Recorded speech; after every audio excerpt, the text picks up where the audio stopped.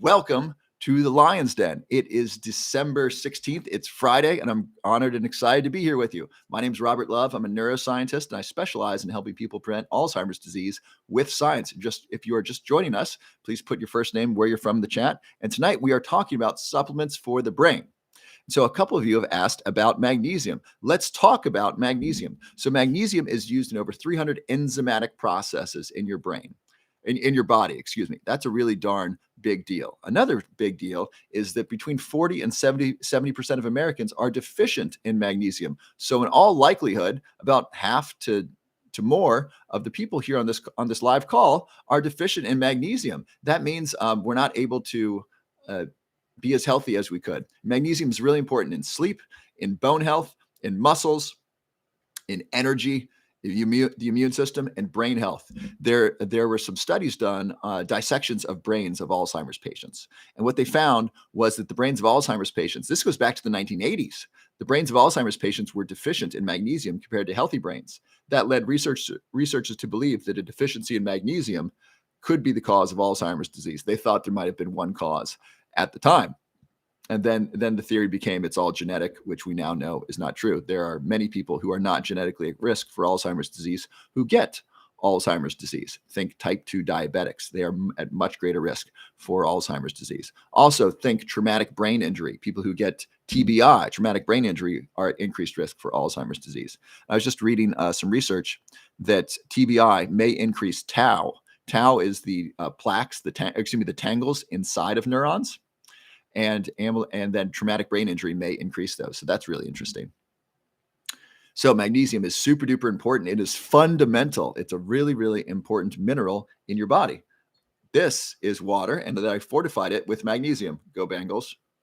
I'm in Cincinnati, Ohio right now. I'm staying with my parents. My mother's going to have shoulder replacement surgery, and I'm here to be of assistance while she recovers. And the Cincinnati Bengals are having a great season this year.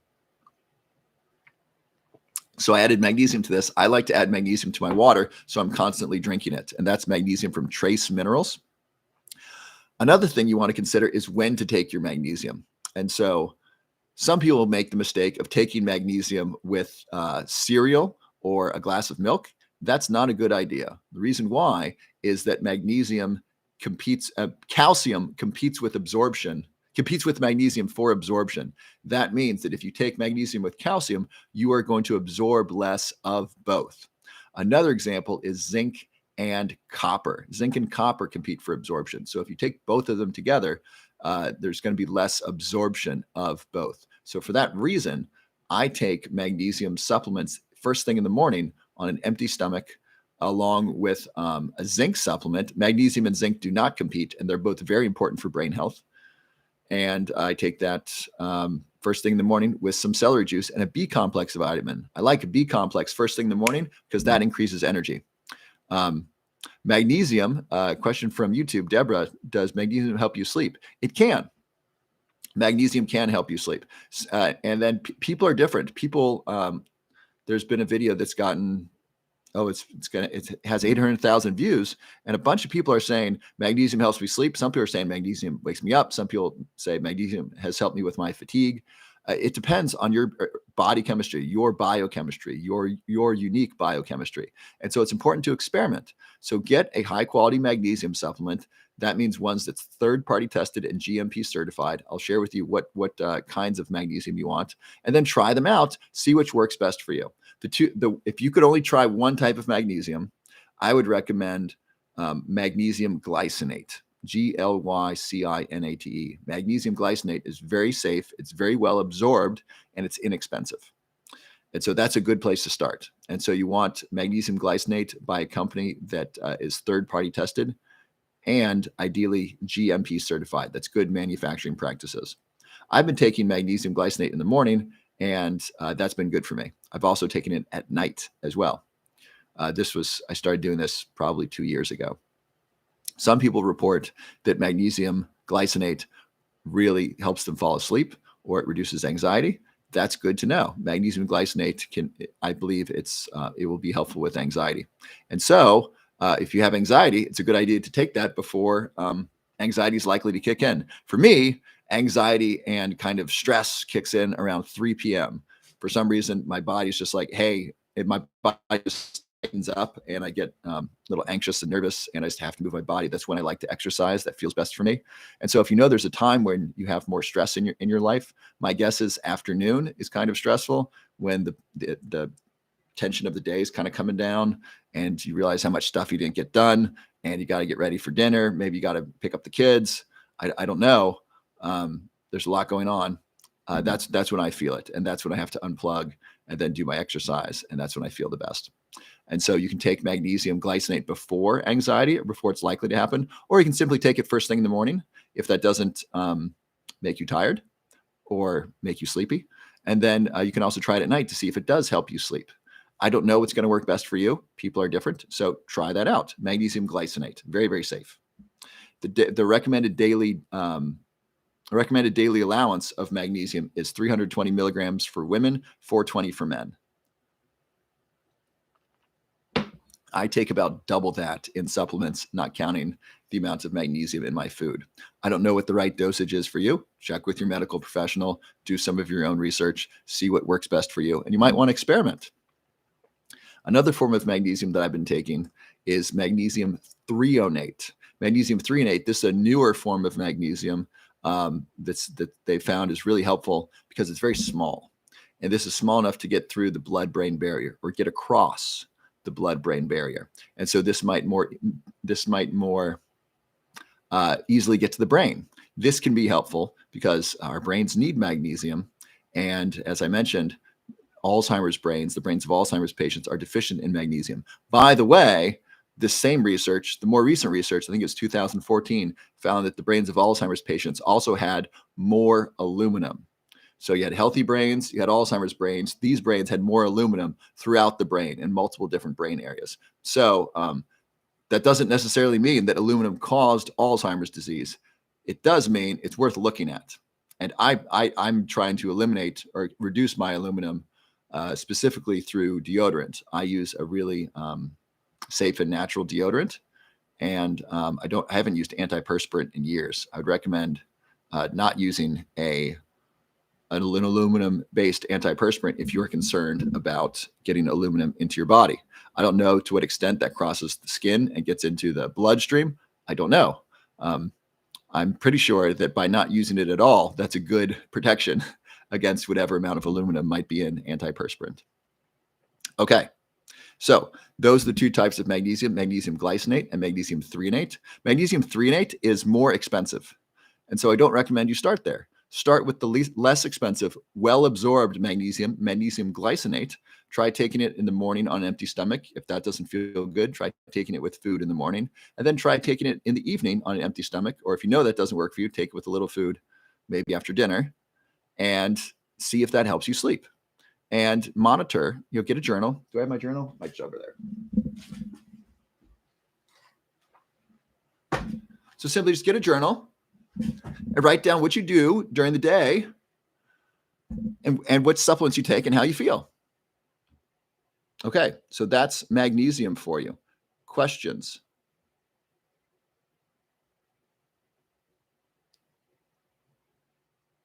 Okay, a bunch of questions just went by. So I want to answer questions about what I just shared, and then I'll answer questions in general. Magnesium deodorant. I take activated charcoal. Yes, I do. It's a good detoxifier. How do you get aluminum aside from deodorant? I don't know. Let's ask the AI. So let's ask Chat GPT. I'm excited. Tomorrow, I'm writing. This weekend, with the assistance of AI, I'm writing my book on supplements. I've had this thing in my head for 6 months, a year. And so I'm going to ask the AI to help me write it. And so that's going to improve the quality of my book, improve the readability, and improve the science behind it. And I'll get it out to you faster. It's really exciting. So what's the question to ask here? How do humans get exposed to aluminum? There's several ways. So this is from the AI. There are several ways. I'm on Chat GPT, by the way. There are several ways in which human beings can expose to aluminum. One, ingestion. We can be exposed to aluminum through foods we eat and water we drink. Some foods, such as vegetables and grains, naturally contain small amounts of aluminum. In addition, aluminum is used in food additives and cooking utensils, which can contribute to exposure. Number two, inhalation. We can be exposed to aluminum through the air we breathe. Aluminum is present in the environment, and it can be released in the air through natural processes and human activities, such as industrial emissions. Three, absorption through the skin. Some products, such as antacids and antiperspirants, contain aluminum. Using these products can lead to aluminum absorption through the skin. Number four, occupational exposure. People who work in certain industries, such as aluminum production, may have a higher risk of exposure to aluminum. So there you have it. I didn't know that it was in vegetables. That's interesting. What vegetables contain high levels of aluminum? What vegetables?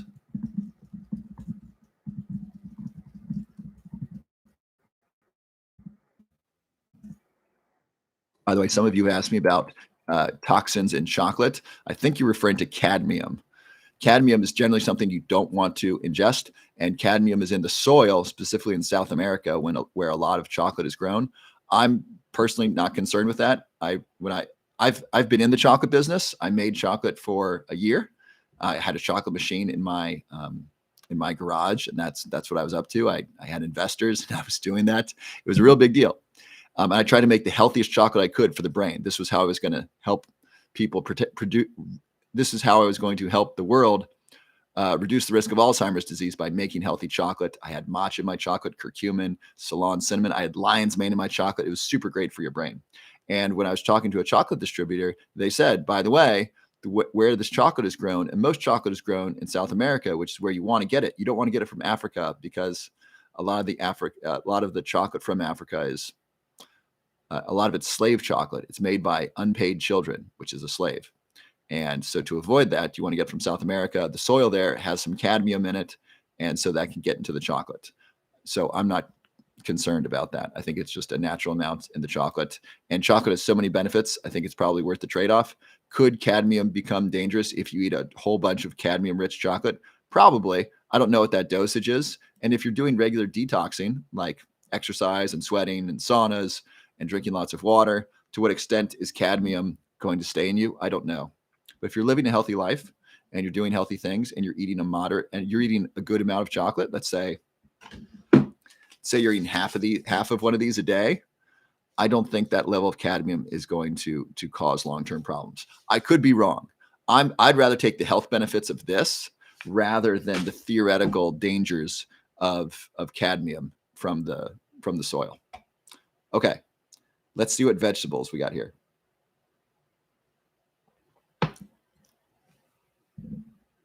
Okay, in general, vegetables do not contain high levels of aluminum. Some studies have found that leafy vegetables such as spinach and lettuce may contain higher levels of aluminum compared to other vegetables. Okay, so this is again a trade-off. Do you want to not eat spinach and lettuce to reduce your exposure to aluminum? Or are you going to eat spinach and lettuce because they're super healthy for you? I'm going to do the latter and hope that my body is able to handle whatever aluminum comes in that form, and also by the fact that I'm reducing my exposure. Magnesium deodorant, that's a great idea. Yeah. So with my chocolate, I thought, what if I put as many healthy nutrients in the chocolate as possible? I did add like greens, like spirulina, so my chocolate tasted like vegetables at first. It was not good. But what if you could add healthy nutrients to dessert? Wouldn't that be great? And what Good Dogs is saying is, what if you added magnesium to deodorant instead of aluminum? Wouldn't that be great? Like you're putting on your deodorant and you get a dose of magnesium. Interesting. Right now there are magnesium creams, right? A cream I like is Val cream.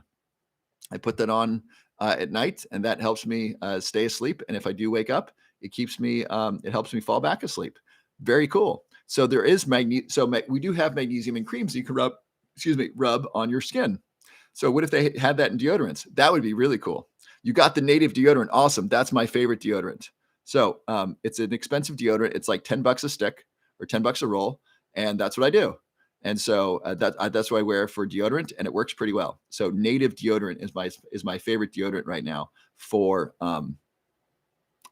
not having aluminum in it. And it's about 5 times more expensive than regular deodorant, which is about $2 if you do like Speed Stick or something.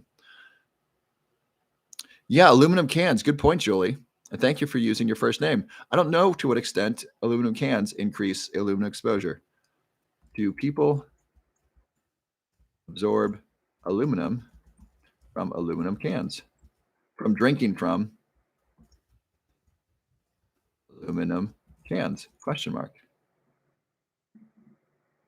It's possible for people to absorb small amounts of aluminum from drinking beverages that are packaged in aluminum cans. The inside of aluminum cans is often coated with a polymer, which is a type of plastic, to prevent the aluminum from coming into contact with the contents of the can. However, the coating may not always be perfect, and it is possible for the small amounts of aluminum to leach into the contents of the can, particularly if the can is damaged or the contents are acidic, such as citrus juices. In general, the levels of aluminum that we're exposed to through aluminum cans are not of cause or concern. So cans are possible. I didn't know they're coated with a polymer. Isn't that interesting? So the best brand is Native. I'm guessing we're talking about deodorant. So Karina, try Native. It's great. How about canned food? Let's ask. Do people is eating canned food? Does eating canned food increase exposure to aluminum?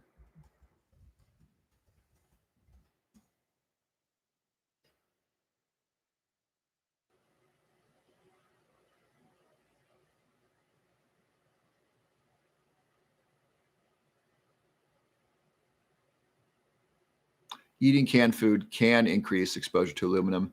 The level of aluminum in canned foods can vary depending upon the type of food. For example, some studies found that acidic foods such as tomatoes and fruit juices may contain higher levels of aluminum when they are canned compared to when they are fresh. This is because the acidity of the food can cause aluminum to leach from the can into the food. So a little. I do not do parasite cleanses, and I recommend you talk to a really good doctor, like a functional medicine doctor, before doing them. Dr. Shannon, who we've had on a couple times, blow up the chat if you've seen Dr. Shannon or if you liked her. We'll have to have her on again soon. She recommends. She said on her channel that parasite cleanses are dangerous if you don't know what you're doing. I don't recommend that. Where do you get the AG1? It's called Morning Man. It's underneath my link tree. Let me turn that on. I turned that off because they were just working on a new page on that. But if you want, so a lot of people are interested in AG1. I'm going to buy some. I'm going to do a taste test of them. I'm going to do my very best to be honest. I'm going to get other people to do the taste test as well. So Morning Man, which is this, is basically it's 50 different superfoods. It's like AG1, but it tastes amazing. It tastes so good. Just in water. I like to add a little fat to it, or I'll put it in my smoothie. So good. AG1, I've heard, does not taste super great. I'm going to find out. So I'm going to get AG1. I'm going to put them back to back with Morning Man, see which one tastes better. And then if you want to buy some Morning Man and save 15%, there's a link below my profile. It says Morning Man Greens, 15% off when you subscribe. So I would recommend subscribing because it knocks the price down from $100 a bag to $77, and then the $15 off takes it down to $66. So it's like $2. It's like $2 a serving, which is good because this is like a smoothie. It's like a smoothie all in by itself. What are we talking about? We are talking about, I'm using the AI to answer questions about aluminum exposure. We've been talking about magnesium. Thank you for asking, user 37. Want you to keep you informed. Magnesium, great question, Kimberly. Magnesium biglycinate or bisglycinate is the same as magnesium glycinate. Yes. Julie, frozen vegetables are better for you. Yes. Isn't that interesting? That often happens. People don't understand that because frozen fruits and vegetables are picked at their prime ripeness and then flash frozen. And then when we get them, they're at their optimal level. It's really interesting. Thank you for that deodorant recommendation. Oh, apple cider vinegar for deodorant? No, that's got to burn. Are you kidding me? I've totally put apple cider vinegar on my skin. It's definitely burned. Roar to you, attitude of gratitude. Dr. Shannon, SHNNYN. Are there magnesium variants other than threonate that can improve cognition? Glycinate is not necessary. Glycinate may also improve cognition. We don't know. Let me ask. Let's ask the AI. Does magnesium glycinate improve cognition? Magnesium in general does, or it certainly helps prevent cognitive decline. Whether or not magnesium glycinate does is a different question. So this one isn't answering specific to magnesium glycinate. Here we go. Great. This is awesome. Okay, I'll skip most of this. A small study conducted in 2018 found that daily supplementation with magnesium glycinate improved memory function in older adults with age-related memory loss. So those that already had memory loss, it helped them. That's pretty cool. That's a good answer for you, Visan 1967. So magnesium glycinate did help with that. For lowering cholesterol, I wouldn't go with a supplement. I would go with diet, Yellow Rose. So going low carb, so reducing packaged foods, eating lots of vegetables, some fruits, and some healthy protein, whether it's from plants or animals, that's the way to reduce cholesterol. It's so interesting. I was watching this video. It was a viral video, and someone sent it to me. By the way, I love when people send me interesting stuff related to health because I want to see what else other people are watching. And so this video said, coconut oil is junk food. And then this person promoted a high carbohydrate diet. I thought, wow, this person does not know the science. They do not know the history of food science. Prior to 1950, everyone in the United States had the understanding that carbohydrates cause weight gain. And indeed they do. Carbohydrates turn into fat in your body. Eating fat does not turn into fat in your body. Eating carbohydrates with fat does turn into fat in your body. That's the worst thing of all. Better to eat fat than it is to eat carbohydrates with fat. That's the absolute worst for you. That's the standard American diet. It's just terrible. So Yellow Rose, I would look into a low carb diet. If you're serious, I'd get a coach, a nutrition coach or a weight loss coach or a cholesterol coach. You don't want to try to lower your cholesterol with a supplement. Much better to lower it with diet. I would recommend getting rid of processed foods and packaged foods. Just go to the grocery store, buy a lot of delicious looking vegetables and eat a whole lot more of those. And that'll make a big difference. And get rid of the packaged foods, and that'll make a huge difference. You can be vegan, you can be vegetarian, or you can be paleo. It's up to you. Different people do well with different things. Some people do well in the carnivore diet. I mean, those people are few and far between, but some people report, I've had the best health of my life on the carnivore diet. Great, you stick with that. Some people say I felt the best of my life doing the vegan diet. Great, you do that. Do whatever works for you. I want to be, as a scientist, I want to be open to the data and saying, look, we don't know what works best for all of humans. We simply don't. As of right now, diet's an individual thing. And so try out different diets, different healthy diets, see what works best for you. Almost all diets include lots of vegetables. That's my suggestion for cholesterol. Okay. Can we talk about EMFs? Yes. I just want to make sure. Do you have to be a man to drink Morning Man? No. It's marketed to men, and women enjoy the taste. I gave it to my mother. She liked it. It's filled with 50 different superfoods. Also great for kids. The caffeine free version, great for kids. If you can get your kid to eat healthy or get them to eat vegetables, put that in the morning smoothie or just in water. Now they're eating 50 different superfoods before they go to school. Amazing. And so click the link below my profile, and then it'll load up the coupon LOVE15. Can you show that again? Show this one. Morning Man. This is called Morning Man.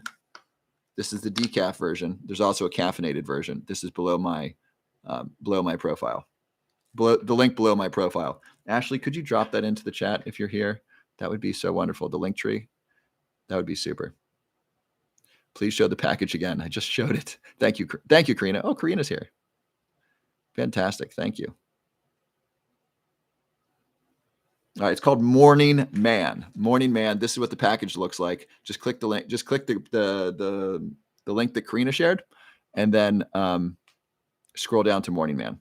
All right, we have questions about EMFs. Any other questions about magnesium?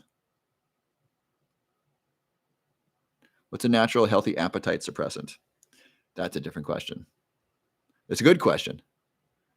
So Chad Tackett and I, Chad Tackett's one of the world's leading experts in weight loss. He and I are collaborating on a recipe book of delicious food, delicious recipes that helps burn fat. And I'm writing a book or short book on brain boosting supplements, or excuse me, weight loss supplements that are also good for your brain. And so that one's going to have lots of healthy stuff. I'd recommend L-tyrosine if I could recommend one. MCT oil is also great. Blood type does make a difference. The book, Eat for Your Type, eat the number 4, and then your type is great. Check that one out. Oh, goodness. This is a really important question. And then I'll get into the EMF stuff. So Extra Genety says, any diets or supplements which are beneficial for reducing fat deposits in the pancreas or liver? So this is really important. Fat deposits in the liver are very dangerous. There are 3 types of fat in the human body, generally speaking. There's subcutaneous fat, which means under the skin. And that's like fat you'll see on the arms. That's fat you'll see on the butt. That stuff's not bad. It's not dangerous. Then there's visceral fat. That's fat around the belly, and that's fat around the organs.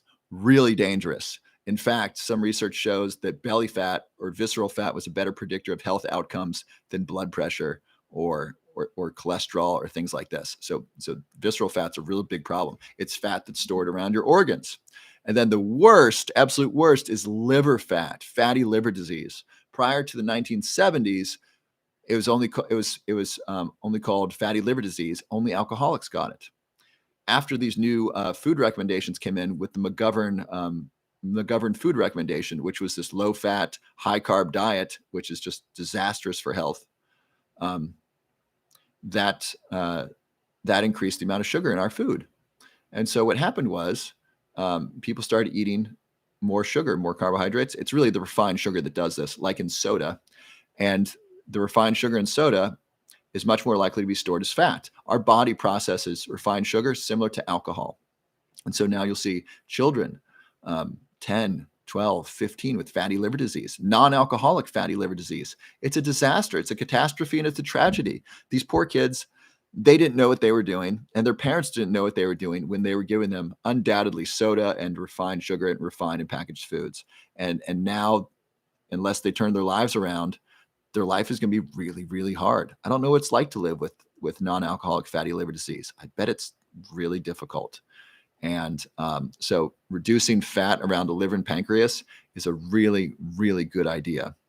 I would start with general. So I'm not giving you medical advice. If I had fatty liver disease, or if I had a lot of visceral fat, a lot of belly fat around my organs, I would take action. What I would do is first I would clean up my diet. I would eat a lot of vegetables and remove packaged foods from my body.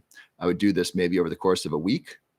My gut bacteria is going to get really upset about this because the current gut bacteria really like the packaged foods, likely. And so you're going to want to eat more vegetables over time to get your body used to it and to start recruiting that gut bacteria that like the vegetables. And then you'll crave vegetables. It's really cool. So over a week or 2, I would phase out packaged foods and eat a lot more vegetables. You don't want to start eating tons of vegetables all at once because you'll get gassy because your body doesn't know how to break them down. Start adding them slowly. Next, I would find some enjoyable exercise, not necessarily to lose weight, but just because exercise is medicine for your brain and for your body. You will eat more when you exercise. This is the thing. People don't understand when they go on a weight loss program and they just start exercising, many will actually gain weight because they'll start to eat more. And they're putting on muscle because they're exercising, and they'll step on the scale and they're discouraged because they haven't lost weight. Well, you might have lost a little fat, but you're actually eating more calories because you're exercising. So exercise is not the path to weight loss. Exercise is the path to health. So I want to be clear about that.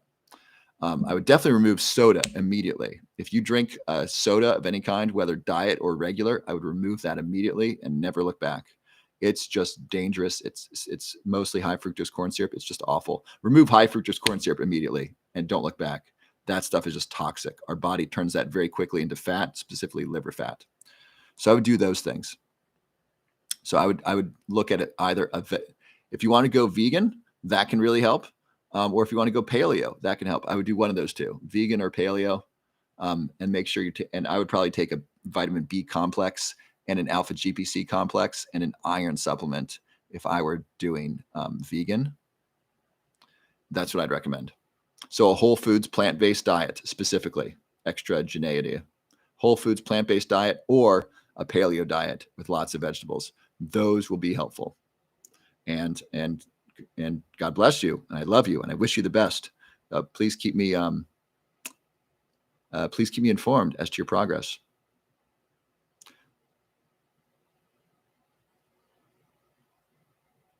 Okay, so insulin resistance is basically type 2 diabetes, or the beginning of type 2 diabetes.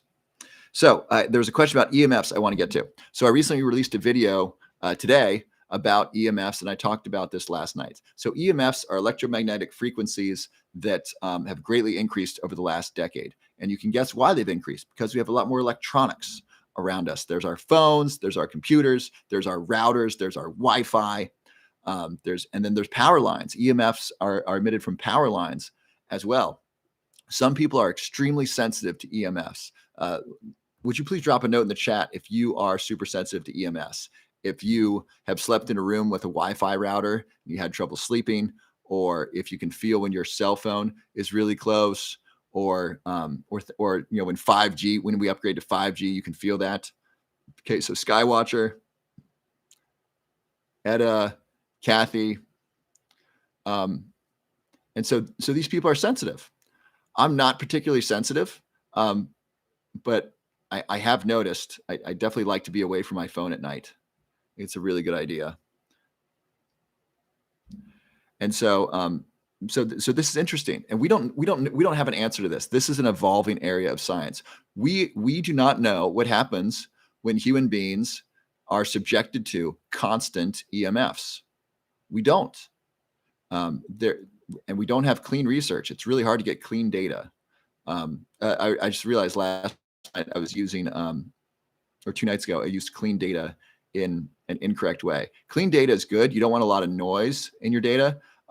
But Dr. Ansel Keys, who presented he's the one who came up with the idea that diets high in saturated fat are associated with heart disease. His data was too clean, in that it was a straight line. And so clean is probably not the right word there. His data was too perfect.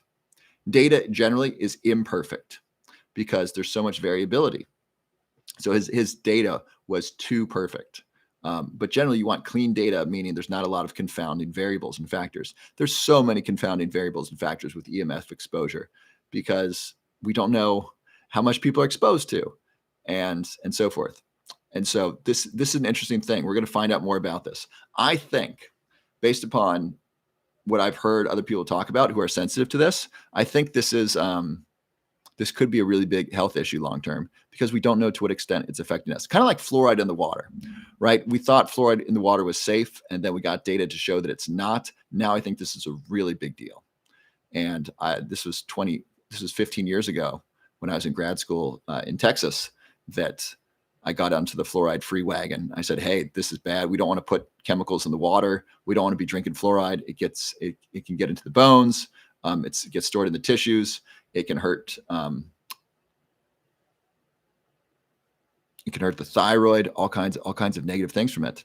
And EMFs, we don't have good data yet. EMFs are something to keep an eye on and something to think about. So here's some things you can do to reduce your exposure to EMFs. Number one, keep your phone away from you when you're talking. Use speaker mode, and then just talk into your phone rather than holding it into your head. Research shows, this is important. The World Health Organization, the WHO, has said that EMFs from cell phones, these are the radio frequency EMFs, are a likely carcinogen. That's a big deal. And some research has found that people have brain cancer on the side where they talk on their phone. And so that's a good reason to keep your phone away from your head. Next, when you go to sleep, turn your phone in airplane mode, keep it off your nightstand. even if it's in airplane mode, it still has electrical currents going through it. So keep it away from your nightstand. If you've got your alarm on it, have it on the other side of the room. Keep it away from you. And if you want, you can turn your router off at night. Now, this is certainly not perfect because if you live in an apartment building, there's so many different routers. Your neighbors have routers, and so Wi-Fi is all around us. And but that's a good idea to do. You can turn off your router at night if you like. So those are 3 things you can do. And I just learned recently about something called an EMF pendant. This one's called a harmony pendant. And I was skeptical at first. I said, hey, I'm not comfortable talking about anything or offering anything on my TikTok channel until I see the science.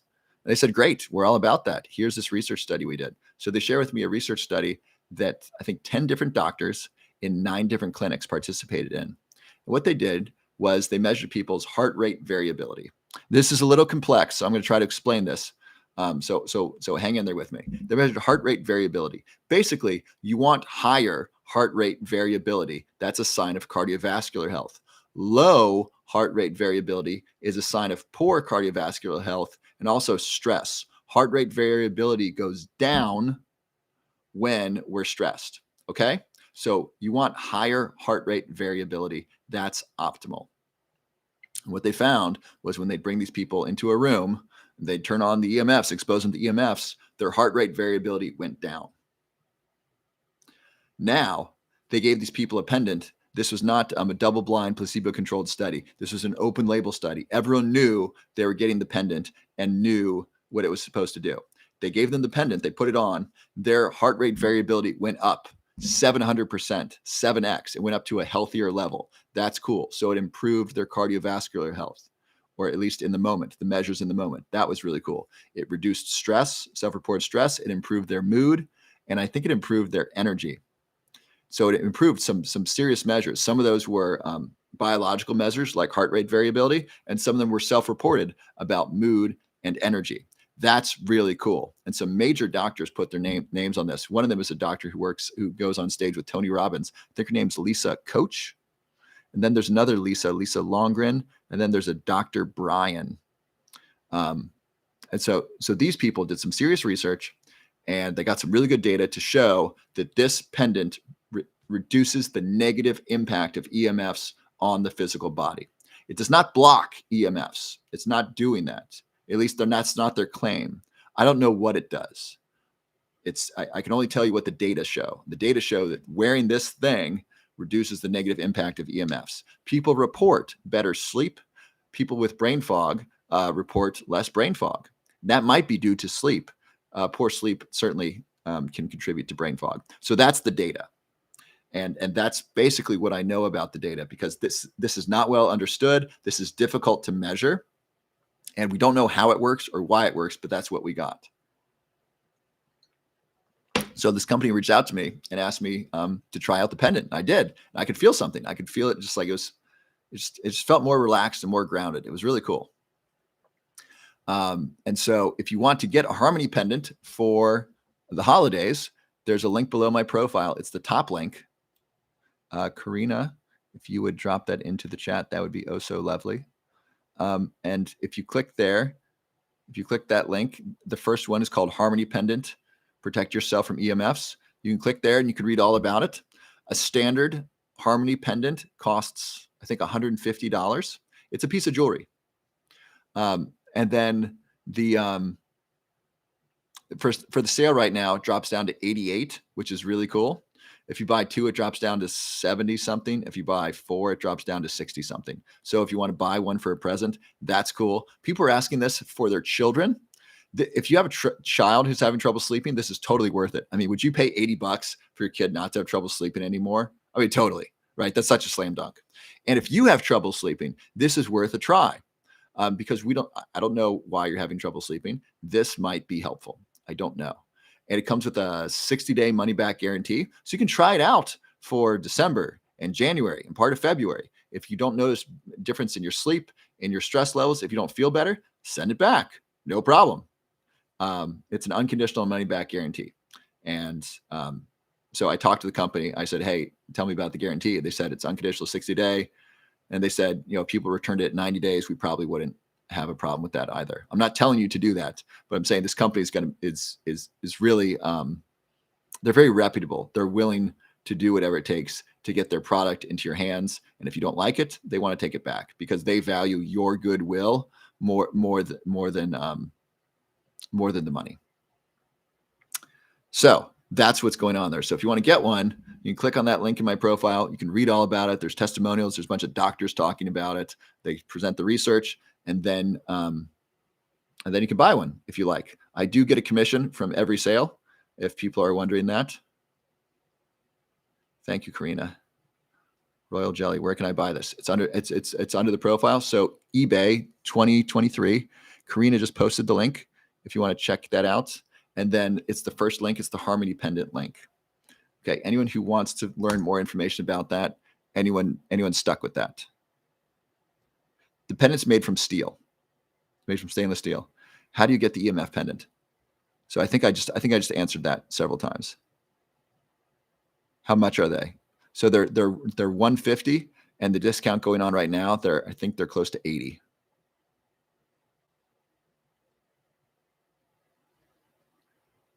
Wisconsinite. I'm not pushing the pendant. People asked about it, and I educate people on EMFs before. Are you new? I don't think I've seen you commented before. Is this your first time here? I didn't talk to the pendant inventor, so I don't know the science behind it. The best information is on that page.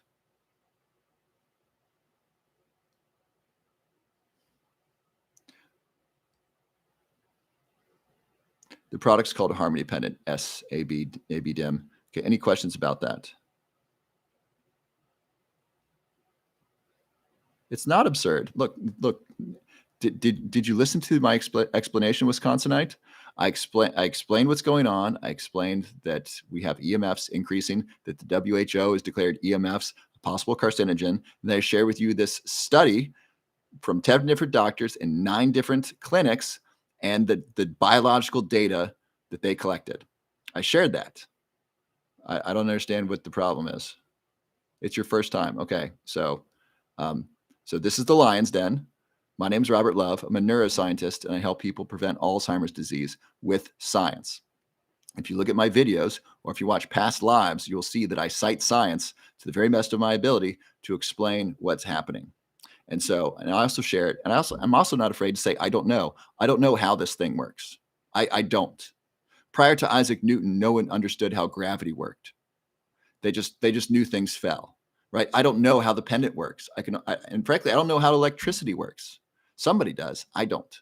I just know I can turn on my computer and it works, and that's enough for me. I don't know how the pendant works. I can only tell you that the data show that it works, and it comes with a 60-day money-back guarantee, where if it doesn't work for you, you don't pay. And so if that's upsetting to you in some way, I don't know what to tell you. Thank you, user 1765. Do all canned sardines have trans fat? I don't think any of them have trans fat, Steve. Trans fat isn't really legal anymore. These are like partially hydrogenated oils. The government finally got rid of them. They were just terrible. They were heart disease in a box or in a bottle. They were just awful. So sardines don't have trans fats. Sardines have saturated fat. The question is saturated fat bad for you? Depends on who you talk to. Based upon the science, not really. Saturated fats are only problematic if you eat them with a bunch of carbs, which promotes the storage of fat. Hi, Yogi Bear. Faraday bag for the cell phone. That's a good idea. Where does my brand of lion's mane come from? Oh, so, I mean, I'm happy to talk about that if you like. Sally from Toronto, I believe my father's delirium diabetes. I don't know what that is. How can I lower blood pressure on top of dietary changes? I would really start there. Have you made those dietary changes? That's by far one of the best things you can do. Thank you, Spencer.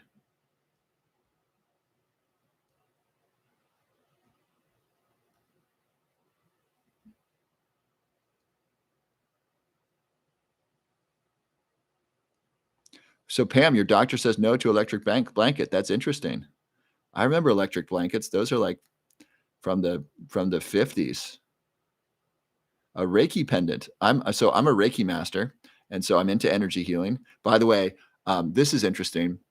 So those of you who are not familiar, Reiki is a form of hands-on energy healing. It can also be done at a distance. About 10 years ago, people who talked about Reiki were thought to be hippy dippy woo woo, lacking in science. Now, Reiki is used in major hospitals like the Cleveland Clinic and the Mayo Clinic. So science is coming around to things that were called hippy dippy or woo woo stuff. Now you got nurses doing Reiki in these major hospitals, and they're finding a benefit to it. So a Reiki pendant, it could certainly be helpful. I don't know how that would work. Like, would you take a pendant and like charge it with Reiki and wear that? That could certainly be protective, not just of EMFs, but of all kinds of stuff. Negative energy, um, you know, other people's upset. I mean, you might just be able to touch it and be like, okay, I got my Reiki pendant. And there's something to this magical amulet. Like, why does this exist in our mythology that you can have a ring or a something that you wear that gives you power. I'm not saying this does that, but there's something that we have about attaching power to jewelry, and the idea of a Reiki pendant is really interesting. Of taking a piece of jewelry and charging it with energy and intention, and then wearing that. Also, it serves as if you have like a special ring, it serves as a way of like priming something, right? So if this is your calm ring, you can touch it and just remind yourself, okay, be calm, be calm. And so some of those things can do that as well. That's not what this does, but it's an interesting idea. Okay. Restless leg syndrome. Don't know how I'm going to go without a heating pad. That's interesting. I think if you go low carb, that can help with restless leg syndrome. That's a big deal. All right, so my brand of Lion's Mane. So my Lion's Mane, my whole line of supplement products. I'm going to be releasing more soon. I went to 33 different supplement companies, some companies that make and manufacture supplements, and I talked to them. I tested a bunch of them. This is the best company I found with the best quality price, best quality at the best price. So that's how I found them. I did a lot of research, and this is what I found. And I'm passing the savings on to you. So an ordinary supplement bottle of this quality would usually retail for something like $47. That's about what these things cost. Now, I wanted to bring the savings to you, and so I made some great packages for you. And I threw in free shipping there, so it's just really easy. And that this is ideally only for those in the United States. A couple of you ordered from Canada and Hawaii, and I don't know how much that's going to cost me in shipping. That might really hurt. So this is for the continental United States only right now because it is free shipping. But you can get 4 bottles for 49, 4 bottles for 59, or 8 bottles for 98. And so this is my Lion's Mane supplement. Here's all the great stuff in it. It's got Lion's Mane, cordyceps, reishi, shiitake, maitake, turkey tail, chaga. It's got 10 different medicinal mushrooms that are great for your brain, great for your overall health. They can reduce stress. They're high in antioxidants. It's really great. I've been taking it at night. I've been getting really good sleep. I've been having really cool dreams. It's worth a try. And if you're currently taking a Lion's Mane supplement, I invite you to invest in this. Give it a try. Experiment. See if you like mine better than the one you're taking. If you don't, I'm happy to give you a refund. But I think it's worth it. It's worth testing out different supplements to find out what's optimal for you. And my guess is mine's going to be different from any other Lion's Mane supplement you're taking because it's probably just Lion's Mane. This is Lion's Mane plus 9 other medicinal mushrooms in a really powerful blend. And I'm getting it to you at a great price. So it's either something like $14 a bottle or $12 a bottle with free shipping, which is absolutely, it's a really wonderful price. So I hope you can take advantage of that. And that's below my profile as well. It's the same link. It's the link tree. So that's Roar Lion's Mane. I just released that either Monday or Tuesday this week. What brand? Is called Roar Lion's Mane. Yes, I have heard of Bacopa Monieri. It's great. I'm coming out with a Bacopa supplement. Bacopa's terrific. Am I shipping to Norway? No, I can't ship to Norway. I'm sorry. I have no idea what that would cost. Send me an email and tell me how many you want to buy, and I'll talk to my supplement company. I'll see what we can do for you.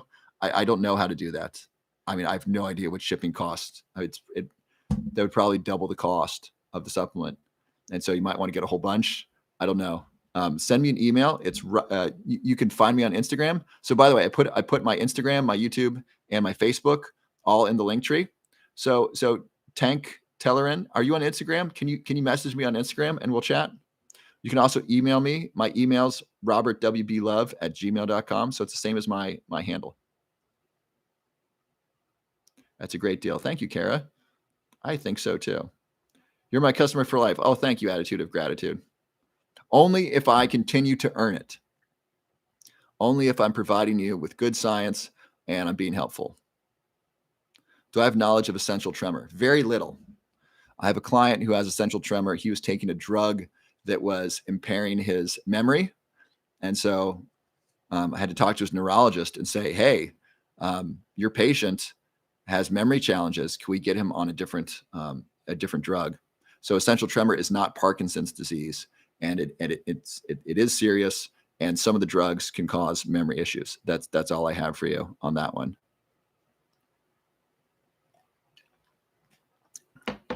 Can I help with neuropathy for my knee? Well, is this diabetic neuropathy?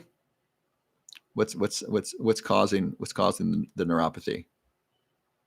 Did I draw the picture behind me? No, this is drawn by what I think is the world's greatest living artist. Let me show this to you.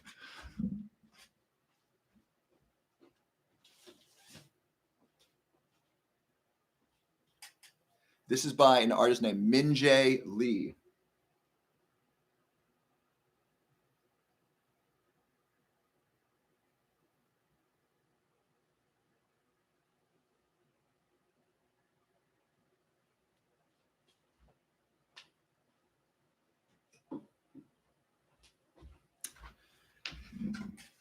So I think he is one of the most talented artists alive today. He's my favorite living artist, just terrific. And I've gotten a chance to communicate with him via email. He's very nice. I think he's a young guy. I think he's in his early 30s. I hope he makes lots and lots of art. His art is just phenomenal. I mean, look at that. That's drawn by hand. This is not an original. That's a copy. That's done by hand. Amazing. If you want to look that up, that's Gaia by Min-jae Lee. What are the benefits of lion's mane for ADHD? Let's look that up. I know the benefits of lion's mane. I don't know what they are specific to ADHD. They're neuroprotective. They protect the brain from inflammation, oxidative stress, and damage. Lion's mane also increases ATP. ATP is the energy source used in every cell of your body. And so that's helpful. So it makes sure the brain has enough energy.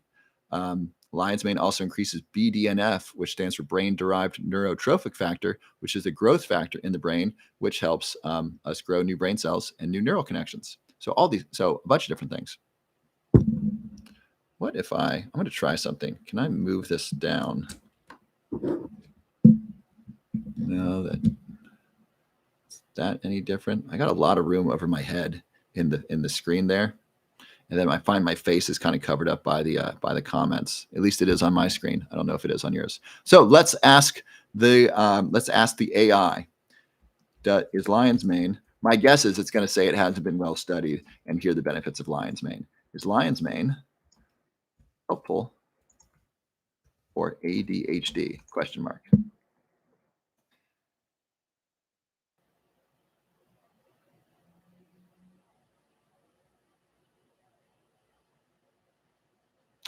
Lion's mane, Hericium iraniceus.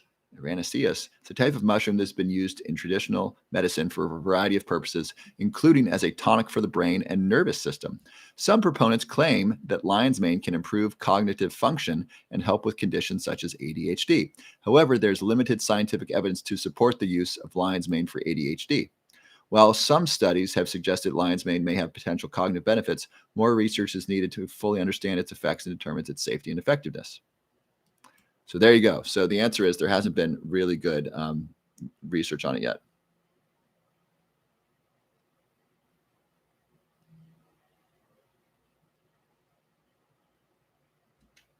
So what if I did that? That's better, right? Yes? Does that work?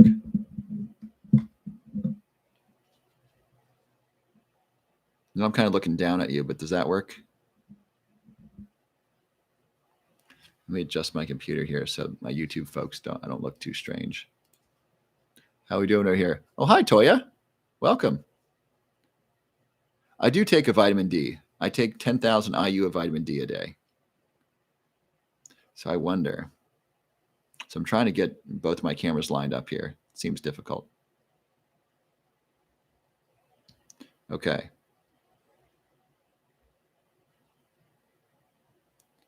How many milligrams of lion's mane is recommended? That's a great question. We don't have a standard dose because people use different levels of refinement. And so some are like a 50-to-1 extract, some are 21 extract, some are just a 1-to-1 extract. And so we don't have good data on the exact amount necessary for either children or adults. We don't have good numbers. I wish we did.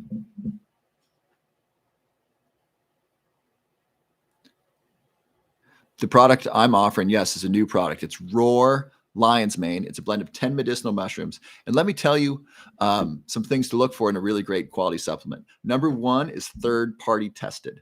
This means that there's a company that's opened up the capsules and tested them to make sure that what's inside them is what's on the label. You want the label to match what's inside the supplement. The label, yes. And so that's really important. Number two is GMP certified. That stands for good manufacturing practices. That makes sure the manufacturing facility is doing the right things. So those are two really important things. And the third thing you want when you buy a supplement is a money back guarantee. So most of the supplements on Amazon, most of them have a money back guarantee. I recently tried to return something and it said I wasn't able to, which is odd. Usually Amazon accepts almost all returns.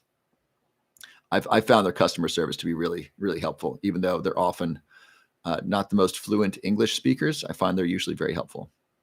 So, so you want a money back guarantee. So you want those three things: third party tested, which guarantees basically it's quality guarantee, and it's also a safety guarantee in that what's in the supplement is what's on the label. That's really important. Number two is GMP certified. Number three is a money back guarantee.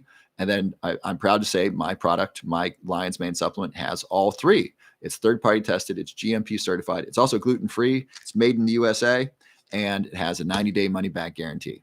So you can try it. If you're taking a Lion's Mane, please buy this and see if this is better. Undoubtedly, it's going to be less expensive than the one you're taking. I almost guarantee that because I'm doing my best to pass the savings directly onto you. Like seriously. I'm trying to make this as affordable as possible. So this is likely less expensive than your Lion's Mane. It's not. It may not always stay that way. I'm going to be changing the price soon. So now's a good time to get some, and try it out. See if you like it better. See if you notice a difference. What helps with ADHD management? Exercise and a low carb diet. I think Astrology Gals, they're linked between Alzheimer's and iron deficiency. So where can you buy this? You can buy this in my link tree. Karina, would you post that for user 6339? And then just click there and then click on the Lion's Mane supplement. You can buy either 4 for $59, which is $14 a bottle, free shipping, or 8 for $89, which is $12 a bottle, which is an insanely awesome price. So is there a link between iron and iron deficiency and Alzheimer's? I think there's a link between too much iron and Alzheimer's. I think that's more the concern. Let's look. What is the relationship between, I think it's too much iron increases the risk of Alzheimer's, between Alzheimer's disease and iron?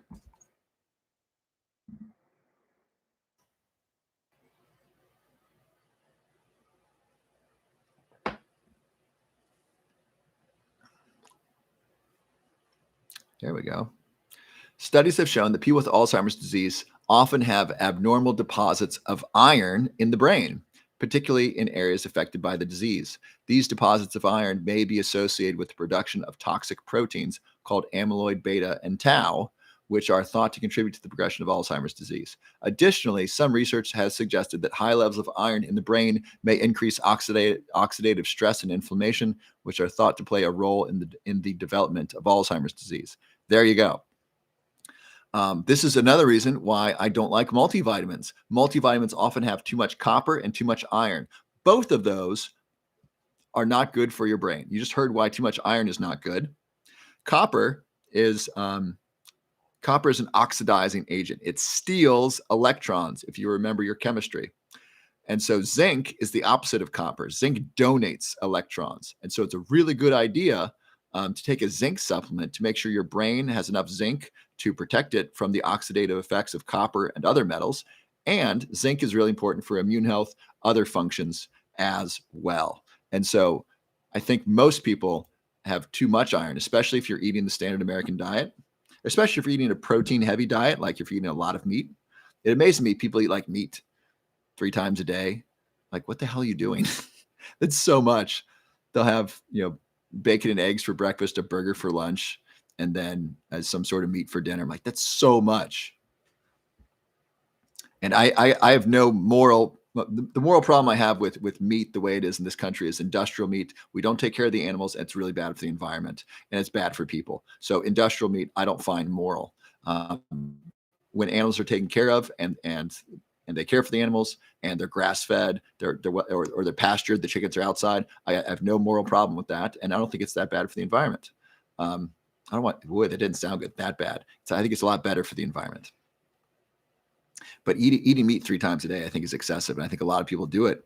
And that's, I don't think that's a good thing for health. Okay, so let's. What are the benefits? Are the benefits of zinc to the brain and body? Please cite research. By the way, how many of you have seen the movie Her, Her? It is a movie with Joaquin Phoenix about AI. I'm watching it a little bit every night. It is amazing. I think it's very predictive of the future. I think our AI is going to have personalities. I think we're each going to have our own personal AI that's going to talk to us, and it's going to be our friend. It's going to answer questions, which is what happens in this movie. And it's going to be able to sort through our emails. And it's going to be able to organize pictures. It's going to look at all the pictures on my desktop and say, Robert, you have a bunch of pictures of brains on your desktop. And I don't think you're going to use those.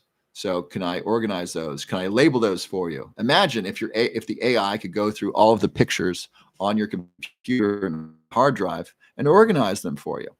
That's definitely coming. I don't know when, but it's coming. And then for lonely people or just people who aren't, I would totally have an AI that's a friend that I could talk to. That'd be great. When I'm on my morning walk, I could say, okay, AI, how was my day yesterday? Tell me about my upcoming day today, and then tell me some positive things about the world on my morning walk. It'd be really cool. All right, so zinc. So that's the movie's called Her, Her. So zinc is an essential mineral, plays a critical role in many bodily functions, including the development of brain function and the immune system. Here are some potential benefits. It supports brain development and function. Research suggests that zinc deficiency may be associated with impaired cognitive function. There you go. That's a big one. Some research suggests that zinc deficiency may be associated with impaired cognitive function, that supplementing with zinc may improve cognitive function in people with a zinc deficiency. Boom. Big stuff. Next, it boosts immune function. Zinc is important for a properly functioning immune system. And number 3, it may help with acne. Number 4, it may have anti-cancer properties. I didn't know that. Research suggests that zinc may have anti-cancer properties and may be able to inhibit the growth of cancer cells. Very cool. Okay, so zinc, super duper important. And I think it's a great supplement to take. All right, what else we got in the chat here? AI, handle all my finances. Yeah, AI, pay all of my bills, for sure. It's here. Yeah, it's definitely here. What vitamins do I recommend daily? So zinc is one of them, and magnesium is another one. Other supplements that I really like, zinc, magnesium. I like selenium. I'll add selenium to my water. Selenium is a mineral that's a precursor to glutathione. Glutathione is your body's master antioxidant. It's very important. So selenium helps make glutathione. You can also get selenium through Brazil nuts, like 3 Brazil nuts a day. You don't want to go overboard. You don't want to eat like 30 Brazil nuts. That's not good. And vitamin D, I take vitamin D, 10,000 IU a day. According to research from San Diego State University, 10,000 IU a day is safe for most healthy adults. That's the safe limit.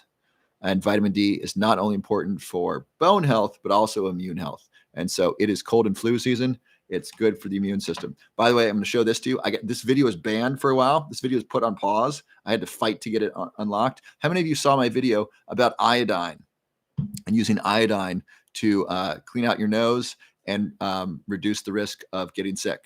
How many of you saw that video? I think it's got 170,000 views. It was locked down for a long time. All right, Karina saw it.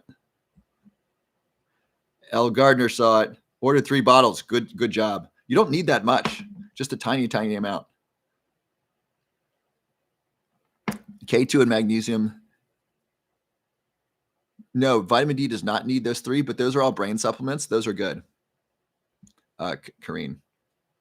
So just as a refresher course, it's a really, really good idea, especially as we see people over the holidays. I really want you to be safe, and I want you to not get sick. And the flu is going around big time. Other viruses are going around. There's other bacterias. It's flu season. Here are some things to do. Number 1, I recommend a zinc supplement. Zinc is really important. Take that on an empty stomach if you can. If you can't, take it with your first meal. Try not to take it with copper. Yeah, the iodine video is available, good dogs. If you search immune system on my channel, it'll probably come up. So zinc supplements, really good. I like Garden of Life. That one doesn't hurt my stomach, and I can take that on empty stomach. I've taken that for a while. Number 2 is a vitamin D supplement. I would recommend, not giving you medical advice, I take a minimum of 5,000 IU, ideally 10,000 IU per day for healthy adults. I don't know the numbers for children or for people with a specific medical challenge. 10,000 IU is safe for most healthy adults. If that seems too high to you, try 5,000. And then you want to take that with some fat. Vitamin C. If you are getting sick, vitamin C is great. High doses of vitamin C, like stupid high doses. The RDA for vitamin C is way off. The RDA is meant to prevent scurvy. Scurvy is an awful disease. Scurvy, people's teeth fall out, their face falls apart. Like, it's really awful. Vitamin C is a huge, really important antioxidant, and we are one of the few mammals who don't make vitamin C. Every other mammal makes vitamin C. Let me check this out. What mammals cannot make vitamin C? So somehow we traded in our ability to make vitamin C for something else. Oh, is it most mammals are unable to synthesize? I thought most animals could make it. Oh. So primates can actually synthesize vitamin C. So our fellow primates can make vitamin C, as can bats. Cats, dogs, and cows cannot. So vitamin C, really, really important. 6 grams is what Linus Pauling took. Linus Pauling was, he lived to be 94, and he discovered vitamin C, and he was a Nobel Prize winning scientist. 6 grams a day of vitamin C. If you're going to take large doses of vitamin C, you want to drink lots of water. High doses of vitamin C are associated with kidney stones if you do not drink water. Make sure you're drinking plenty of water. It's a really good idea to take high doses of vitamin C if you've been exposed to someone who's sick, or if you're feeling sick, or if you are sick and you want to recover. Those are some supplements, and those are relatively inexpensive. Another one that's more expensive that's great, it's called astragalus. Astragalus. Let's look up the benefits of astragalus. Astragalus is very cool. Astragalus. What are the health? Right, astragalus. I wrote a supplement guide, and astragalus was included. This was like 7 years ago. It was so cool. What are the health benefits of astragalus? Astragalus. Astragalus is a plant that has been used in traditional medicine for centuries. It's native to China. It's been used in herbal remedies. Here are some potential benefits. Boosting immune function. Astragalus is believed to have immune stimulating effects and may help to boost the body's natural defenses against infection and disease. Some research suggests that astragalus may help to reduce the severity and duration of colds and other respiratory infections. Reducing inflammation. Astragalus contains compounds that may have anti-inflammatory effects, which may help reduce inflammation in the body. And that helps reduce all kinds of disease. Supports heart health. Astragalus is believed to have cardiovascular benefits and may help lower blood pressure and improve circulation. That's cool. Reducing stress and fatigue. Astragalus is believed to have adaptogenic properties similar to ashwagandha, which means that it may help the body to cope with physical, emotional, and environmental stress. Those are three great terms for stress. There's physical stress, there's emotional stress, and there's environmental stress. I don't know where the line goes. So if it's cold outside, is that physical stress or environmental stress? If you got work, if work is stressful, is that emotional or environmental stress? I don't know, but those are three interesting ways to describe stress. Some research suggests that astragalus may help to reduce fatigue and improve physical and mental performance. Astragalus, very cool. Also, garlic. The research on garlic is super cool. So I think it was 1,000 milligrams of a garlic supplement. I think this was a double-blind placebo-controlled study. And they found that people who took garlic, they were less likely to get sick, 50% less likely to get sick, so half as likely. And those who were sick, they recovered twice as fast. So let's say you got 100 people. It's difficult for me to do all the numbers. If you got 4 people, and you take, let me just get rid of the numbers. If you take garlic, you're 50% less likely to get sick, period. And if you get sick, you spend half the time sick as someone without garlic. So it shortens your recovery time by half. Garlic, huge deal. My first supplement that I made, it was called Dr. Love's Vitality, and I had astragalus and garlic in it. It was a great immune supplement. It was awesome. It was super expensive. It cost, I didn't know what I was doing in the supplement space. So I made the most awesome expensive supplement ever. It was a lot. It was great. I don't have any more, by the way. It's all gone. I might have a bottle somewhere. Yes, you can take elderberry syrup with astragalus. Check your elderberry syrup. It might have a lot of sugar in it. It might have like glucose in it. Parkinson's disease. So Ozzy, Parkinson's disease, as you know, is basically a loss of dopamine producing neurons, and specifically in the substantia nigra, which is the motor center of the brain. And so when people don't have enough dopamine, they get the tremors. And so some things that can reduce the risk of Alzheimer's disease are things that increase dopamine, like coffee and actually nicotine. In fact, people who smoke cigarettes are 30% less likely, 30% less likely to get Parkinson's disease. Please do not start smoking. If you do smoke, please quit. And there are safe ways to get nicotine, like nicotine gum, nicotine patches, and nicotine lozenges. I take nicotine lozenges. I haven't taken one for the last 2 weeks. But when I do take it, I'll take it 1 to 3 times a week. I think that's about average. Nicotine lozenges are safe. Nicotine is addictive. And I don't think the lozenges are addictive because I don't think anybody has ever become addicted to them who is not already addicted to smoking. So that's my thought.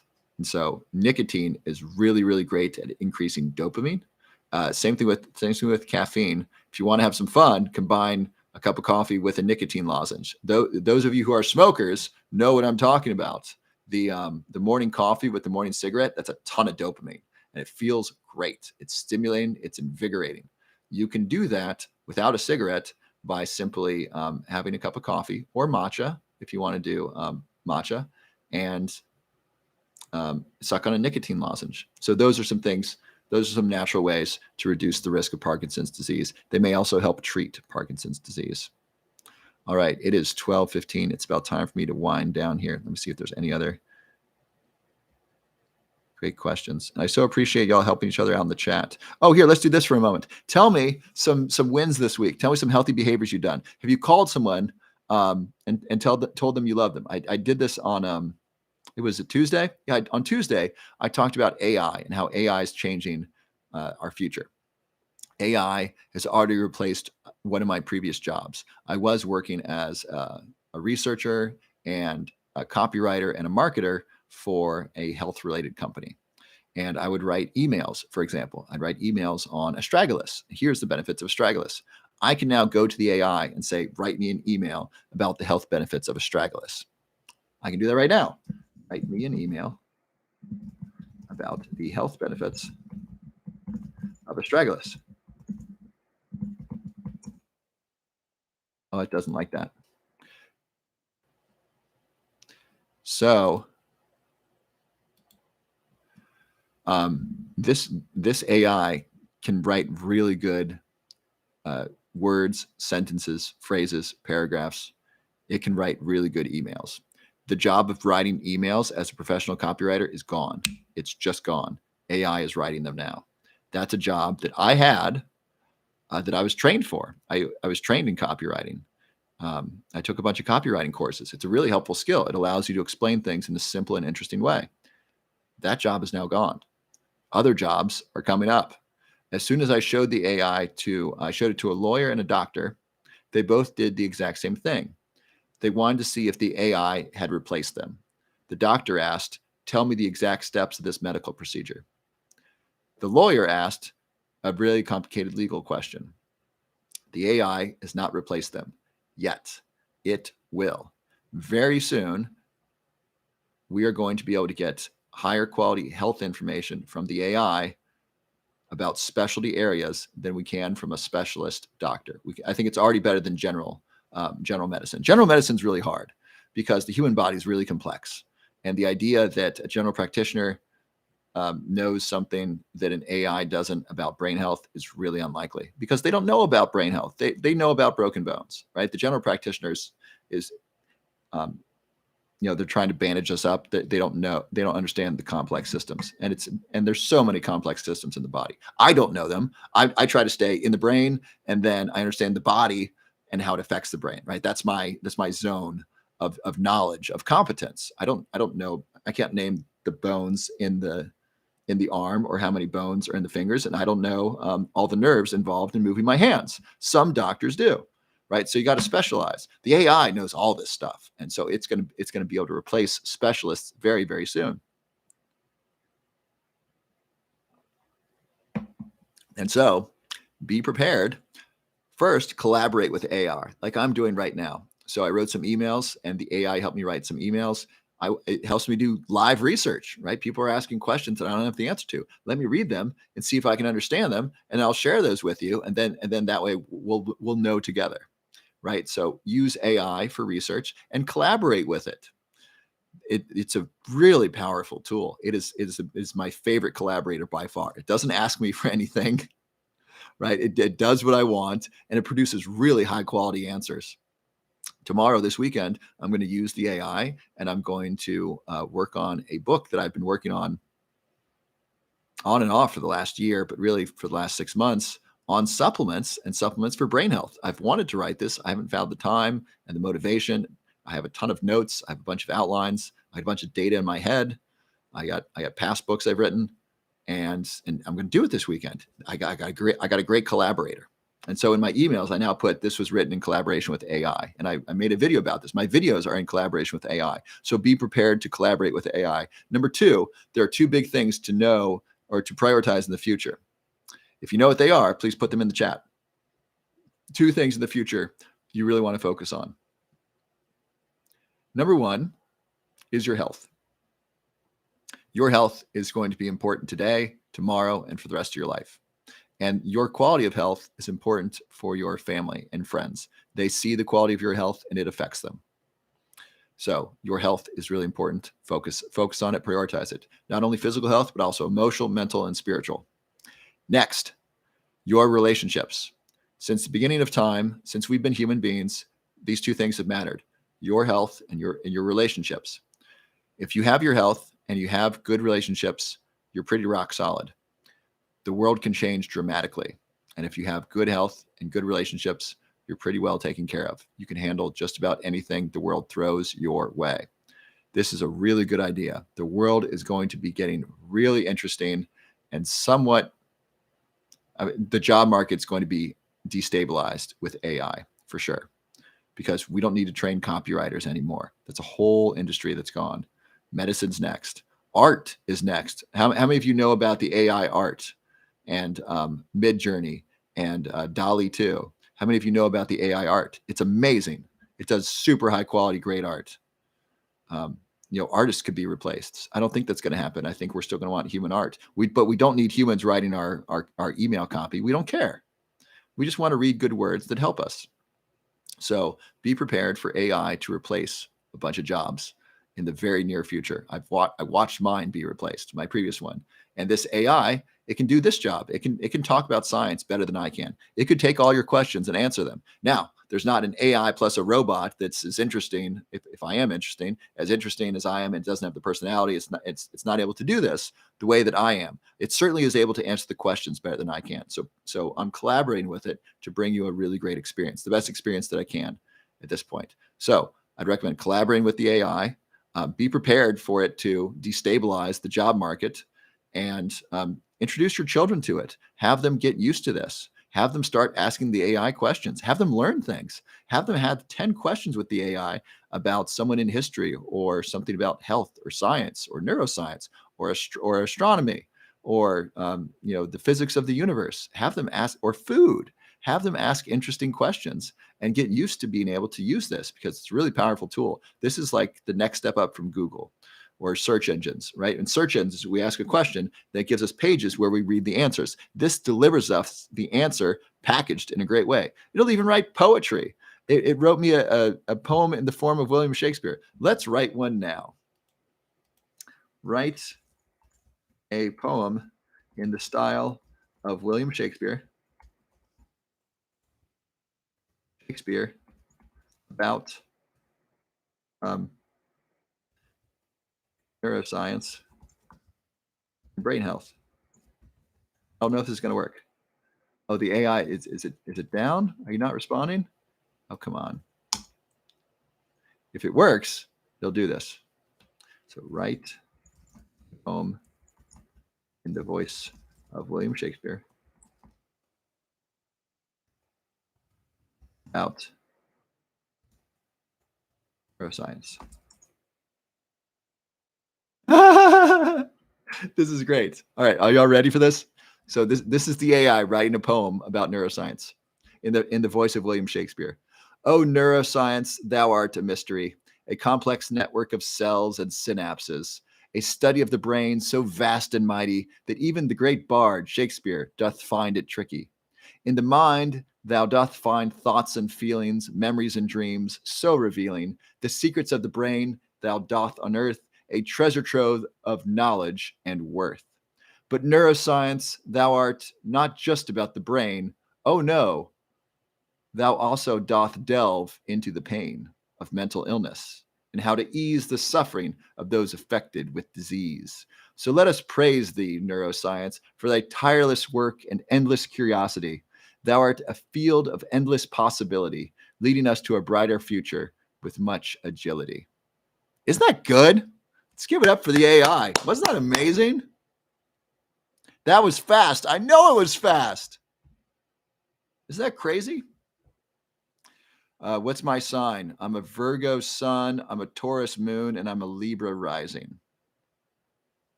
Wasn't that wild? The AI is on a chat GPT.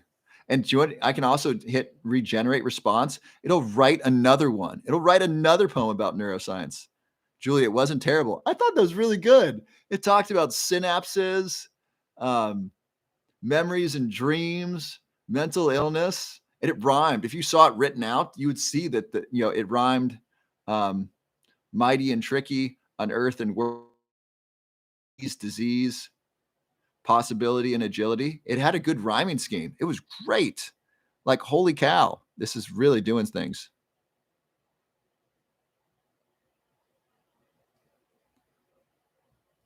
So the cell, I just started that, and recently it seems to be helping. I don't know what are you all talking about, the AI? I don't know what you're talking about. All right, so I'm glad you like that. So start collaborating with this. At the very least, it gave me some words that rhyme. Very cool. All right, so it's getting late, and so I'm going to go over some of the free resources in my link tree, and then some of the things that are on sale right now for the holidays, and I'll answer any questions about that, and then we are done here. Okay, so first, I want you to know about some of the free resources. So if you're new, by the way, if you're new, please drop your name in the chat and say hi. How do you get the AI? Search Chat GPT. Chat GPT. And that'll take you to it. And then sign up. You can sign in with an email. So the real 77. The elites are planning on dumbing us down and replacing us with AI. Stop promoting this. I don't think so. How is this dumbing us down? This is giving me access to the world's information. This isn't making me dumb. This is just making me smarter and better and faster. This is allowing me to answer a whole bunch more questions on my live. Now, are the elites trying to dumb us down? If that's true, I'd recommend optimizing your health, because any dumbing down is happening through the food system. It's happening by helping encouraging people to be obese and diabetic and sick. I'm using AI to be healthier and to help other people be healthier, and to write books on brain health and books about supplements to take to reduce your risk of Alzheimer's disease. I'm using AI to help make it healthier. And so I don't think the elites invented this, because they don't control it. You don't get to control what the AI does. And so I don't think the elites made this. I don't think they like it. I think this is a superpower for humanity, because if I'm sick and I can't afford a doctor, I can go into the AI and probably type in my symptoms and get some sort of response. That's helpful. That's really helpful, right? If I'm an immigrant to this country and I want to learn English, I can use the AI and talk to it in my language and say, help me understand, what words I need to say, or give me the top 200 words I need to learn in the English language and how to pronounce them. And it can help me with that. It doesn't speak as of yet, but it will. So so the real 77, I disagree. I think my experience with the AI, having used it this week, is that this is the most powerful tool that I've ever seen. It's like you could make that argument for Google, that Google's dumbing us down by giving us answers rather than making us do the research. Well, Google now is the research. The search engine is the research. It used to be going to the library, right? Then it was using search engines. Now it's using the AI. The AI does the research. It's really helpful. You can drink Om Yum tonight, Minnie Mouse. Did you just get some? It can be stimulating. I'd recommend trying it in the morning. So simply search Chat GPT. What is the meaning of life? All right, let's do it, Ocean Favor. What is the meaning of life? Any guesses? I'm going to say something about enjoy the experience.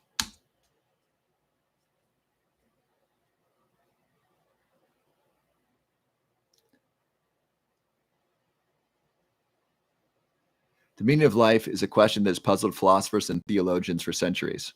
It is a question that has no single answer, as the meaning of life is subjective and can vary from person to person. For some, the meaning of life may be to find happiness and contentment. For others, it may be to fulfill a specific purpose or to achieve certain goals. Still, for others, the meaning of life may be to connect with others and build meaningful relationships. Ultimately, the meaning of life is something that each individual must determine for themselves based upon their own values, beliefs, and experiences. It is a personal and unique journey that can be influenced by cultural, spiritual, and philosophical factors. Pretty cool. All right. So if you want to get some free stuff, I'm going to tell you about some free stuff, some free resources. A woman called me today out of the blue. She said, hey, I heard about your memory test from a friend of mine. Watch the masterclass first. It's free information. It might be all you need. You might not need the memory test. The masterclass might get you started. So I have a free masterclass on how to prevent Alzheimer's disease. It is 45 minutes of science on the brain and supplements and food and healthy behaviors. That is in my link tree. Karina, if you would drop that in, that would be oh so helpful. It's down the link tree. It's number 1, 2, 3. It's like number 4. It says free masterclass, how to prevent Alzheimer's disease. Sign up for that. Just enter your name and email, and then it'll take you directly to the masterclass. I'd recommend doing this now. I'll also email you a link so you can watch it whenever you'd like. And then you'll also be signed up for my brain fitness newsletter,